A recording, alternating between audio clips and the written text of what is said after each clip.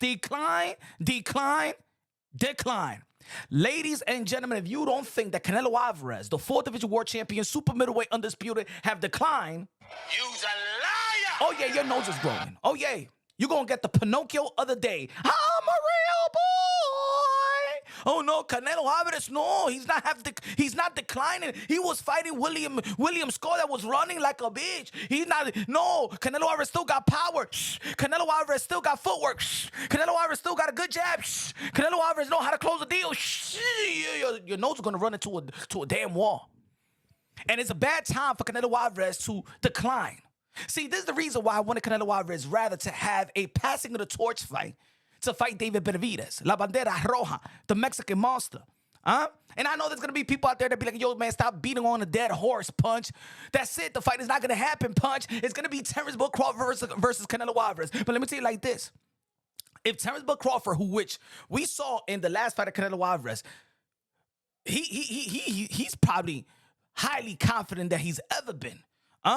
He was licking his chops watching Canelo Alvarez. Not cut the ring off. Not using the jab to close the gap like Canelo Alvarez usually does. Because in the end of the day, Canelo Alvarez, he had other runners. Not necessarily like William Skull, but Billy Joe Saunders was on his bike. Caleb Plant was a little bit on his bike. He still closed the deal. Canelo Alvarez still closed the deal. You know what I'm saying? Still closed the gap. But with this one, Canelo Alvarez didn't even try. Even with Jermell Charlo was retreating. And Canelo Alvarez still found a way to jab and still land 150-something punches. You know what I'm saying? Canelo Alvarez just didn't have it. He just didn't. His body didn't even look as cut up and as you know what I'm saying, as powerful like it looked before. The footwork, he was walking on dead sand. You know what I'm saying? It just wasn't the same Canelo Alvarez. And I've been saying that he's been declining a little bit, but now, after this past fight, he's declined significantly, and Terence Crawford is licking his chops, and now a lot of people are saying that, you know what? Damn, maybe Terence Crawford not only could survive the 12 rounds, but he could actually challenge Canelo Alvarez and actually beat Canelo Alvarez. Now, look, for real, William Skull should be banned from the sport of boxing. He should be banned. He should never get a payday. Matter of fact, they should withhold his payday of yesterday. He should be investigated. But at the end of the day, that was a lot of people's fault. That was Canelo Alvarez's fault for accepting what Turki Alalshikh wanted when Canelo Alvarez never wanted a William Skull fight. That's the reason why he actually abandoned the undisputed crown to face Edgar Berlanga, not to face a William Skull that we didn't even know who the hell he was. Not even Google knew who he was. We was trying to Google him before the press release of Canelo Alvarez and William Skull, and the only thing that came out was Shakespeare Skull. He had like 200 Twitter followers. Nobody knew this guy, and nobody want to know him now. Yeah, at the end of the day, it was William Skull, it was Canelo Alvarez, and it was Turki Alalshikh. The only reason why Canelo Alvarez fought this runner is because Turki Alalshikh has this fantasy fight about Terence Crawford versus Canelo Alvarez, which is going to happen. It's going to come to fruition in September. I feel like Canelo Alvarez sold his soul to Turki Alalshikh when he was in a position as king to not sell his soul to anybody. People should have been selling their soul to Canelo Alvarez. And that's why I'm a little bit pissed off at Canelo Alvarez, because he was in position as a king. It was already Canelo Alvarez promotion presenting PBC. It wasn't the other way around. It wasn't PBC presenting Canelo Alvarez. It was Canelo Promotions presenting PBC. He was already in power position, already getting TV rights, already putting people on. All money ain't good money. And ladies and gentlemen, it's a bad time to decline right now. Canelo Alvarez is a bad time to decline. I'd rather have had Canelo Alvarez fight a passing of the torch fight with David Benavidez. And I know some of y'all gonna be like, come on, Punch. Stop beating a dead horse. It's not going to happen, Punch. It's not going to happen. We're getting Bud Crawford and Canelo Alvarez. Yeah, at the end of the day, let me tell you like this. If Canelo Alvarez do lose to Terence Crawford, the 4th Division World Champion, 2 Division Undisputed, I'm going to tell you like this. His career is going to take a significant hit. Now he has a significant decline. His career, his legacy is going to take a significant hit if he loses to 147-pounder Terence Crawford. You're going to be like, what you talking about, Punch? What you mean that Terence Crawford is 147? He moved up to the 154. He looked like an ordinary fighter, just like Canelo Alvarez looked like an ordinary fighter versus William Skull. As a matter of fact, this fight is so whack and it's so trashy that, you know what? Both of these guys is not even coming to their fight with great momentum. Terence Bud Crawford arguably lost to Madrimov, and Canelo Alvarez did not perform to the level of his expectations, to the level of his greatness versus William Skull. Canelo Alvarez have all the tools in the box to actually close the deal, even with a runner like William Skull. He did land some body shots, but he did not start with the jab, which would have closed the deal, and Canelo Alvarez should have been smart enough to do that. Canelo Alvarez have abandoned the jab with Dimitri Bivol. He got his jab back versus Jermell Charlo, and that's the reason why he closed the deal using the jab and then landed the left hook to the body, landed the right hook to the hip and stuff like that. He did not do that. It seemed like he didn't want to do that. It seems like he was out of his element because it was the first time in a long time he did not perform in front of his crowd, the Mexican Latino crowd, whether it's in Mexico, whether it's in Vegas, whether it's in Cali at the end of the day or Texas, he did not perform in front of his people. Canelo Alvarez is selling his career and legacy to Turki Alalshikh. Get me, come over here, Canelo Alvarez. Let me speak to you, my friend. You would fight William Scott, Canelo. Turki, I read the, I don't know who this guy is. You would fight him. You would fight William Scott because I am your daddy now. I'm your pimp daddy, all right? You redhead mother, you're a cinnamon bun. You're my cinnamon bun. Hold my hand like I'd hold Terence Bud Crawford's hand. My little cinnamon bun. And you're my chocolate thunder. You would fight together. But anyway, it's a bad time to decline. Now, look, every legendary fighter has declined, right? You know what I'm saying? Manny Pacquiao has declined. He lost to Ugas, right?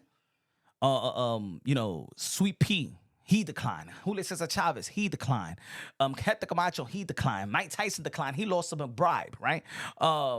You know what I'm saying? A lot of fighters, Evander Holyfield, all the legendary fighters, Ali losing, you know what I'm saying? Larry Holmes losing to Spanx, you feel me? Every fighter has declined. But I think that Canelo Alvarez was in a position in which he didn't take a lot of punishment in his last fights. So and I know he started his career at the age of 15. There's more wear and tear on Canelo Alvarez, and we already know that the damage doesn't really truly happen in the ring on fight night. It truly happens on preparation and sparring and things of that nature. But Canelo Alvarez, I'd rather him go through the Oscar De La Hoya round. See, Oscar De La Hoya got retired by Manny Pacquiao, but Manny Pacquiao was an 8th division world champion, 5-time lineal, 12-time world champion, the ambassador, the senator, the humanitarian, the greatest karaoke singer of them all, the GOAT, Manny Pacquiao, right? He went up there and challenged himself versus Bernard Hopkins. I'd rather Canelo Alvarez go out in his shield, challenging himself and dare to be great instead of him letting somebody to dare to be great on him when he is declining. I'd rather go out on my shield. If I'm going to lose, I'd rather lose to David Benavidez. I'd rather lose a rematch with Bivol. I'd rather lose to Beterbiev. I'd rather lose like that because at the end of the day, you want to be in a win-win situation just like Terence. But Crawford want to be in a win-win situation. But this is what it is. We all know that Terence Bud Crawford is in the hip of Turki Alalshikh. Turki Alalshikh got Terence Bud Crawford under his wing, and we all understand that Turki Alalshikh does have his favoritism. He got the money as well. Everything that's happening right now is in favor of Terence Bud Crawford. It's catering to Terence Bud Crawford. It's not to cater Canelo Alvarez. The William Skull fight was not to cater to Canelo Alvarez. It was for Canelo Alvarez to bring that belt back for Bud Crawford. He's kept on nice. He's not even getting the tune-up because Turki Alalshikh is highly invested in this fight and in Terence Bud Crawford.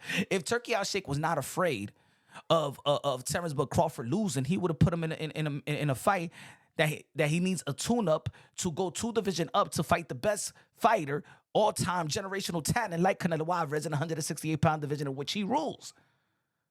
Everything is playing to the favor, and this is the reason. Look, I know that people don't like to talk about this. People want to be naive sometimes, but they want to keep it real other times. We understand that when we're watching a fight in the sport of boxing, it's either you got the favorite, you got the underdog, and then you got corruption. And at the end of the day, I can't not think that something corrupted is not going to take place.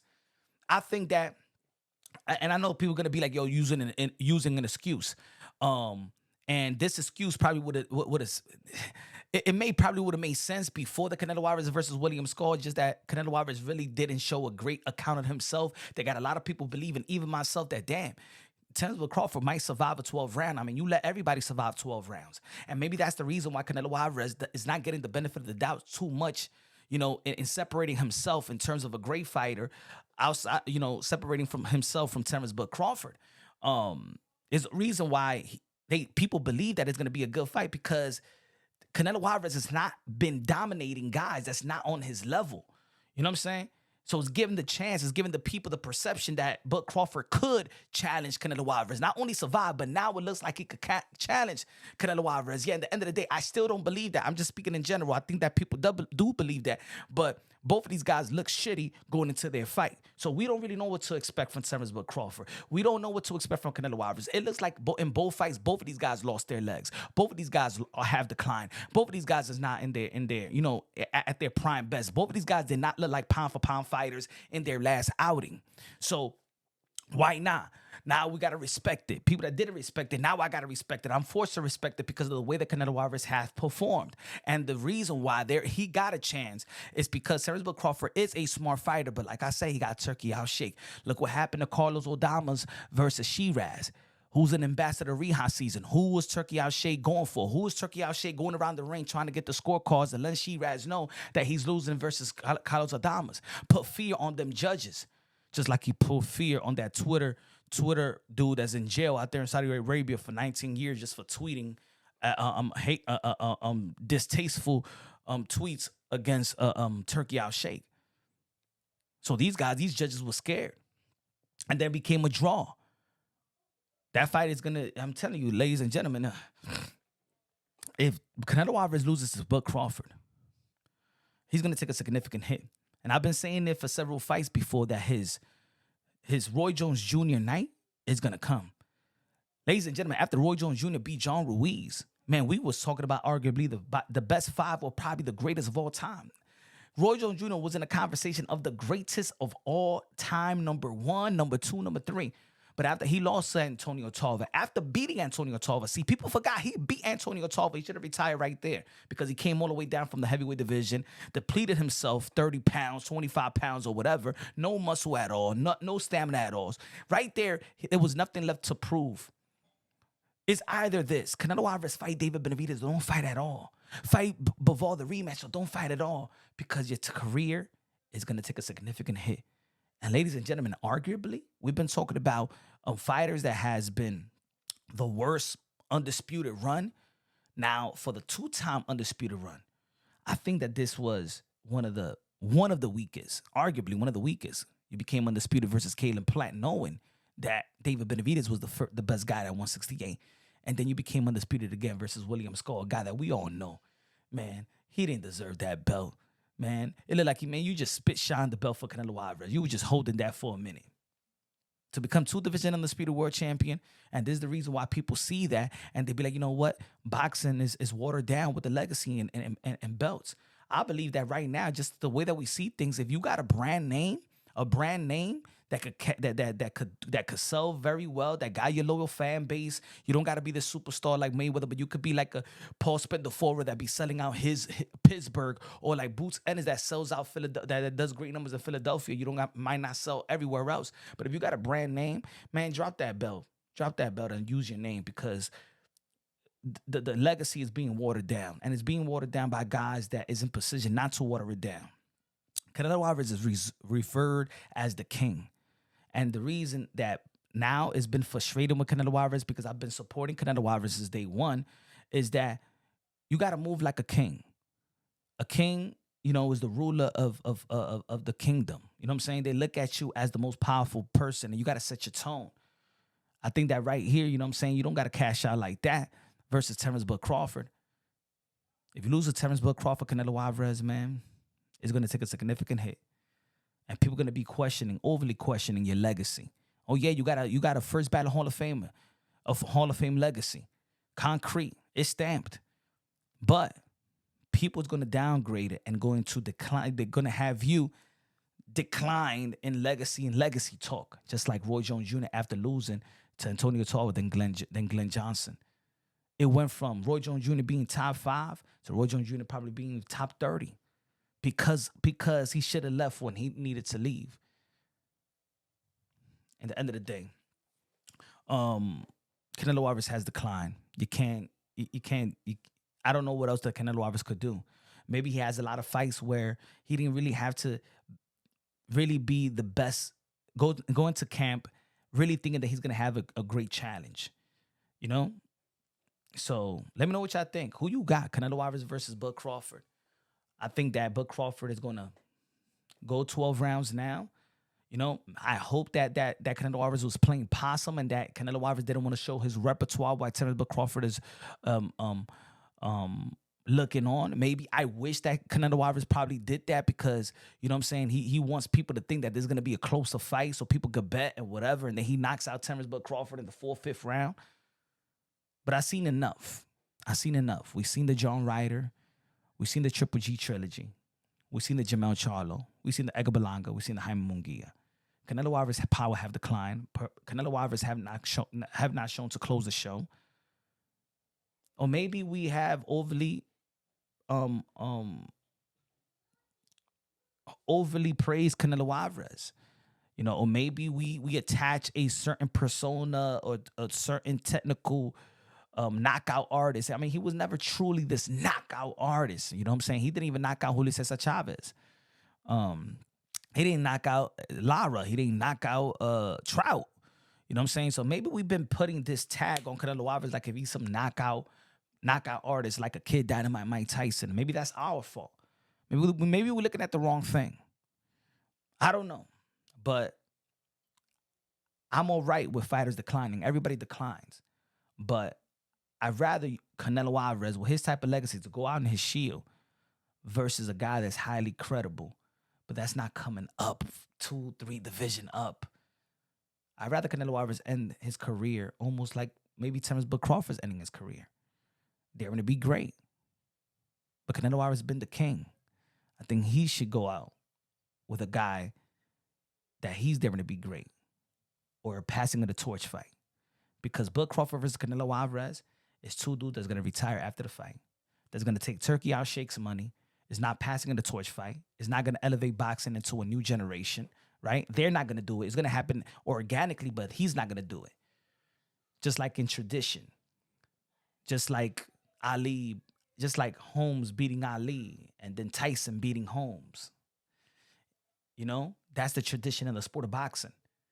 You feel me? Just like Oscar De La Hoya beat Pernell, beat Julio Cesar Chavez, and then he become the guy.